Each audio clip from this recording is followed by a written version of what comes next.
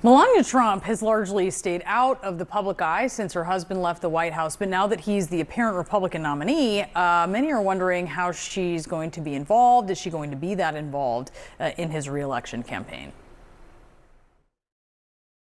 Mrs. Trump, are you going to return to the campaign trail with your husband? Stay tuned.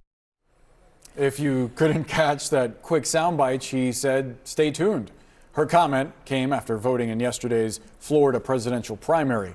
Let's discuss with White House correspondent for the New York Times, Katie Rogers, who's also the author of the new book, American Woman: The Transformation of the Modern First Lady, from Hillary Clinton to Jill Biden.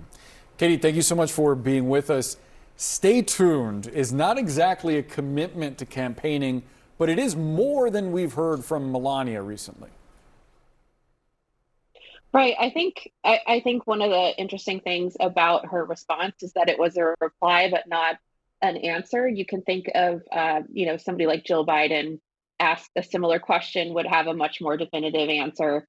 Melania Trump is somebody who doesn't really enjoy the campaign trail. There were a couple missteps she made in 2016, including with her RNC speech that got a lot of scrutiny for being plagiarized. What she does do or has done in the past is take speaking fees to speak at fundraisers or as the guest of Republican groups like Log Cabin Republicans. Right before the 2016 election, she also spoke to women voters in Pennsylvania. So there are things that she has done, and that would be, in line with the kind of presence that she has kept on the trail before. Yeah, and she took notably as First Lady forever to launch her initiative. You write very notably in your book that she hardly used her office. It was actually turned into a gift wrapping room, and that by the end of Trump's term, as he was trying to stay in office, she was staying in her bathrobe in the residence and was really very ready to leave.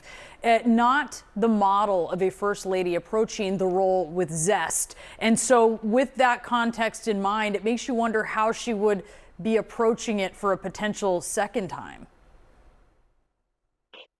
Yeah.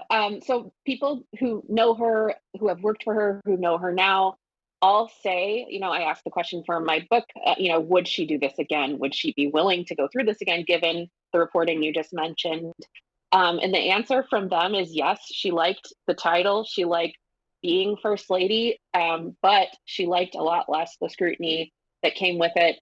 The attacks that she felt were unjustified on her family, warranted or not, her response to some of those and his. So there's sort of a dichotomy of liking the pomp that comes with the role and not liking the actual role, the expectations around it. Katie, there's some concern in Trump world about his potential weakness with suburban women specifically. Do they see Melania as a figure that could potentially bridge that gap if she decides to become more involved in the campaign? Yes, people involved in the campaign and people who have been working for the Trumps or with them for a long time know that she's a popular surrogate and that it is a much requested surrogate, but she has not always answered those requests and appeared on the trail.